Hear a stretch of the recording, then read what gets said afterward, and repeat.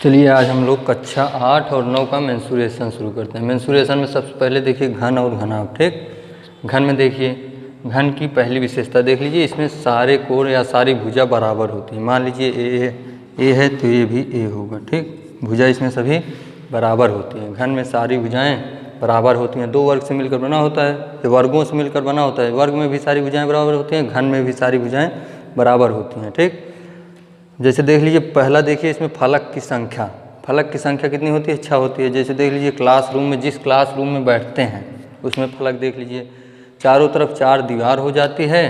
ठीक, और ऊपर एक छत और नीचे फर्श, वही फलक की संख्या हो जाएगी। टोटल कितनी होती है? 6 होती है। ठीक, उसके बाद किनारों की संख्या यहाँ पर देखिए 12 होती है। इस चित्र से समझिए किनारों की संख्या, पहले किनार ये, दूसरा ये, तीसरा, चौथा, पाँचवा, छठवां, सातवां, आठवां, नौवां, 10वां, 11, 12। ठीक, किनारों की संख्या कितनी होगी? 12 तथा शीर्ष की संख्या 8 होती है। ठीक, शीर्ष देख लीजिए यहाँ पे 4 ऊपर रहता है। रूम में देख लीजिए जिस क्लासरूम में बैठते हैं 4 शीर्ष ऊपर रहता है, 4 शीर्ष नीचे रहते हैं, तो शीर्ष की संख्या कितनी होगी? 8। यहाँ देखिए एक शीर्ष ये, दूसरा ये, तीसरा ये, चौथा ये, पाँचवा ये, छठवां ये, सातवां ये, आठवां ये, शीर्ष की संख्या कितनी होगी? 8 होगी। ठीक, फिर से देखिए फलक की संख्या 6 होती है घन में, किनारों की संख्या होती है 12, शीर्ष की संख्या होती है 8। ठीक, तो इसके बाद घनाभ देखिए, घनाभ में भी वही रहता है। ठीक, घनाभ में लंबाई, चौड़ाई और ऊंचाई हमेशा अलग अलग रहती है। ठीक, फलक की संख्या रहेगी 6, किनारों की संख्या रहेगी 12, शीर्ष की संख्या 8 रहेगी। इस पर सूत्र देख लीजिए। सबसे पहले घन का देखिए, यहाँ देखिए घन का आयतन, घन का आयतन, घन में सारी भुजाएं बराबर होती हैं। मान लीजिए भुजा भुजा है ए, तो यहाँ हो जाएगी भुजा का क्यूब, बराबर हम लिख सकते हैं ए क्यूब। ठीक, इसके बाद देख लीजिए घन का संपूर्ण पृष्ठीय क्षेत्रफल बराबर होता है 6a स्क्वायर, 6 गुणे, या लिख सकते हैं 6 गुणे भुजा का स्क्वायर। ठीक, घन का विकर्ण, घन का विकर्ण बराबर होता है भुजा √3, या लिख सकते हैं a √3। अब आगे देख लीजिए घनाभ की,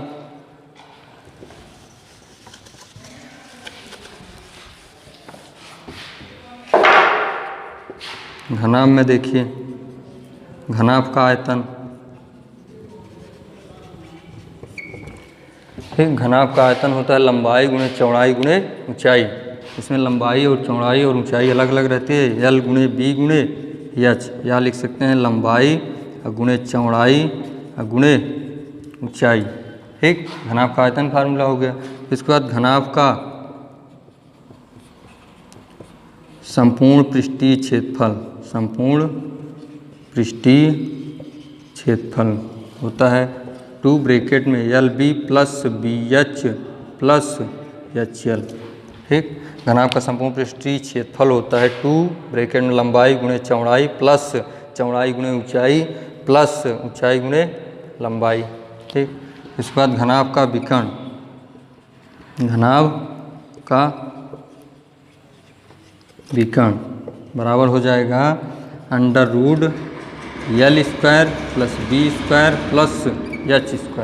ठीक, घनाभ का विकर्ण हो गया √L² + B² + H²। ठीक, और उसके आगे देखिए, आगे देखिए आता है बेलन। फिर इसके बाद बेलन, बेलन देख लीजिए,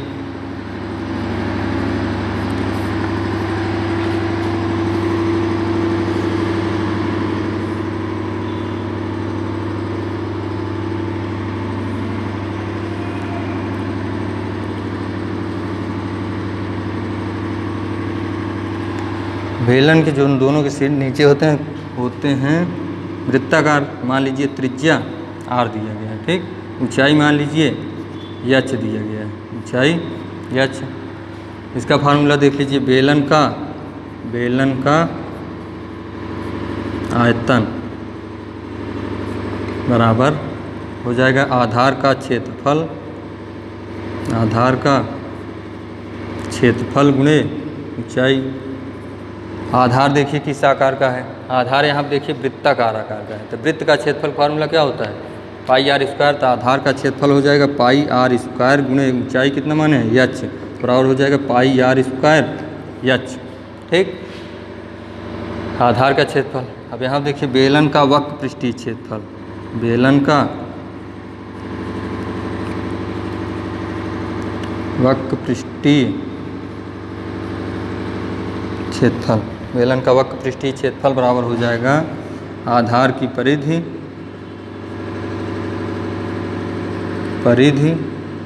गुणे ऊंचाई। परिधि फार्मूला 2 पाई आर गुणे ऊंचाई की एच बराबर हो जाएगा 2 पाई आर एच। ठीक, फिर आगे देखिए बेलन का संपूर्ण पृष्ठीय क्षेत्रफल, बेलन का संपूर्ण पृष्ठीय क्षेत्रफल बराबर हो जाएगा दोनों सिरों का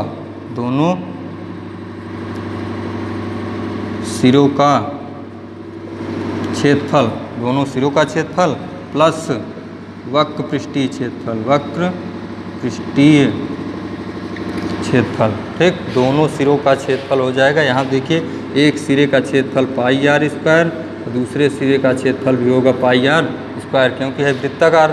ठीक, दोनों सिरों का क्षेत्रफल हो जाएगा pi are square plus pi are square हो जाएगा 2 पाई आर स्क्वायर प्लस वक्र पृष्ठीय क्षेत्रफल फार्मूला लिखाने हैं 2 पाई आर एच। ठीक है, अब इसमें देखिए दोनों में कॉमन क्या है, 2 पाई आर कॉमन है, 2 पाई आर कॉमन ले लिए, बचा कितना आर प्लस एच। ठीक, तो बेलन का संपूर्ण पृष्ठीय क्षेत्रफल फार्मूला बना 2 पाई आर ब्रैकेट में एच प्लस आर कह सकते हैं, आर प्लस एच। फिर से देख लीजिए बेलन का आयतन बराबर पाई आर स्क्वायर एच होता है। ठीक, बेलन का आयतन formula pi are square H.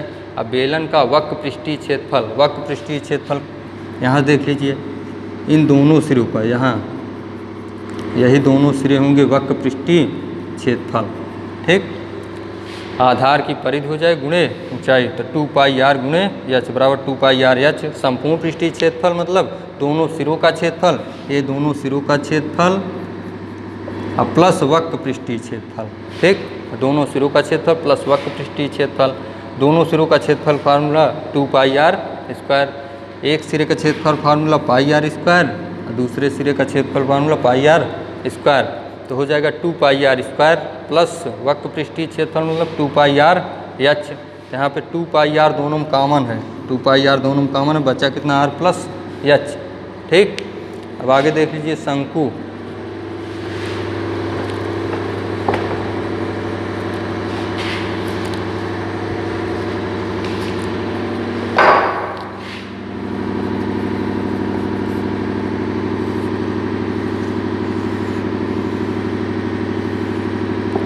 शंकु की मान लीजिए तिर्यक ऊंचाई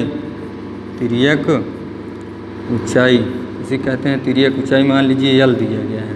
ठीक, यहाँ हो गया ऊंचाई मान लीजिए एच दिया गया है और त्रिज्या मान लीजिए आर दिया गया है। ठीक, तिर्यक ऊंचाई मान लिए हैं यल, तो तिर्यक ऊंचाई बराबर होता है यल बराबर होता है √H square plus r square, या कह सकते हैं यल स्क्वायर बराबर h square plus r square. ठीक, उसके बाद देखिए इस शंकु का आयतन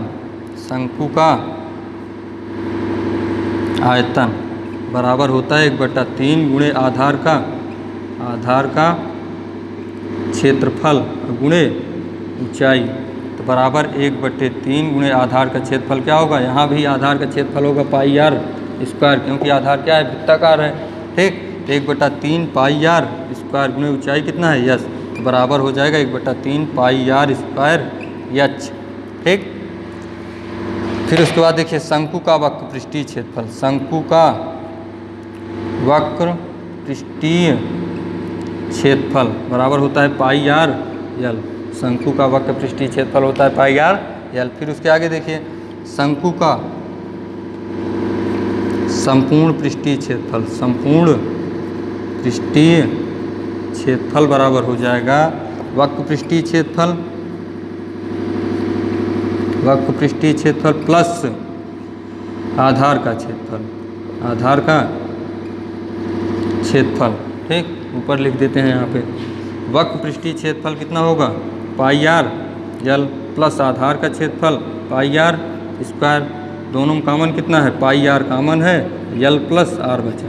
तो शंकु का संपूर्ण पृष्ठीय क्षेत्रफल फार्मूला कितना होगा, ये है संपूर्ण पृष्ठीय क्षेत्रफल फार्मूला हो गया, ठीक। फिर से देख लीजिए, शंकु की तिर्यक ऊंचाई माने हैं यल, यहाँ है तिर्यक ऊंचाई, ठीक, शंकु की तिर्यक ऊंचाई माने हैं यल, तो यल बराबर होता है H square plus r square.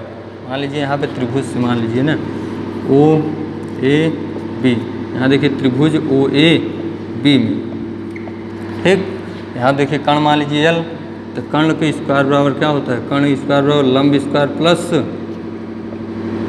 आधार स्क्वायर, ठीक। कर्ण कितना है यहाँ पे यल, तो यल स्क्वायर बराबर लंब कितना है H square plus r square, यहीं से निकल के आया तिर्यक ऊंचाई यल स्क्वायर बराबर h square plus r square, या कह सकते हैं यल बराबर under root h square plus r square, ठीक। उसके बाद देखिए शंकु का आयतन बराबर होता है 1/3 गुणे आधार का क्षेत्रफल गुणे ऊंचाई, 1/3 गुणे आधार का क्षेत्रफल है पाई आर स्क्वायर गुणे ऊंचाई कितना दिया गया है, एच दिया गया है, तो बराबर हो जाएगा 1/3 पाई आर स्क्वायर एच। शंकु का वक्र पृष्ठीय क्षेत्रफल फार्मूला होता है पाई आर यल। फिर उसके बाद देखिए शंकु का संपूर्ण पृष्ठीय क्षेत्रफल होता है वक्र पृष्ठीय क्षेत्रफल प्लस आधार का क्षेत्रफल, ठीक। वक्र पृष्ठीय क्षेत्रफल, ये है वक्र पृष्ठीय क्षेत्रफल प्लस आधार का क्षेत्रफल, वक्र पृष्ठीय क्षेत्रफल formula pi R L plus आधार का क्षेत्रफल formula pi are square plus pi are square. अब दोनों में कॉमन कितना है, पाई आर कॉमन है, अगर पाई आर कॉमन लिए तो बचा कितना यल प्लस आर, ठीक।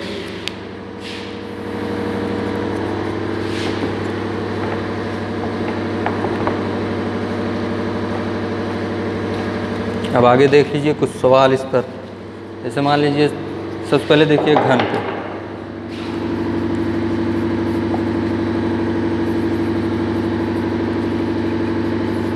घन पे पहला क्वेश्चन देख लीजिए, अगर किसी घन की भुजा, ठीक, घन की भुजा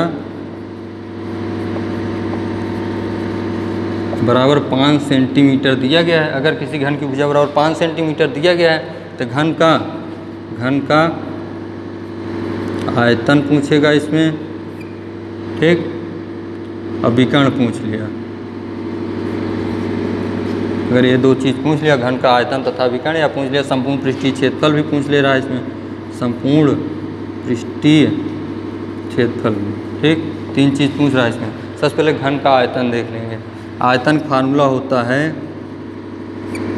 भुजा का क्यूब, भुजा कितना दिया गया 5 सेंटीमीटर, 5 का क्यूब बराबर 5 25 पंचे 125, 125 घन सेंटीमीटर। आयतन हमेशा घन सेंटीमीटर में आता है, ठीक। फिर इसके बाद देखिए विकर्ण, विकर्ण बराबर हो जाएगा भुजा अंडर रूट, भुजा कितना दिया गया है 5 अंडर रूट 3 सेंटीमीटर, ठीक। अगर संपूर्ण पृष्ठीय क्षेत्रफल पूछ लिया जाए, संपूर्ण पृष्ठीय क्षेत्रफल बराबर होता है 6 से स्क्वायर, ठीक। इसी पर रख दीजिए, निकल आएगा संपूर्ण पृष्ठीय क्षेत्रफल 6 गुणे 5 का स्क्वायर 6 गुणे 25, ठीक। फिर आगे देख लीजिए घनाभ का,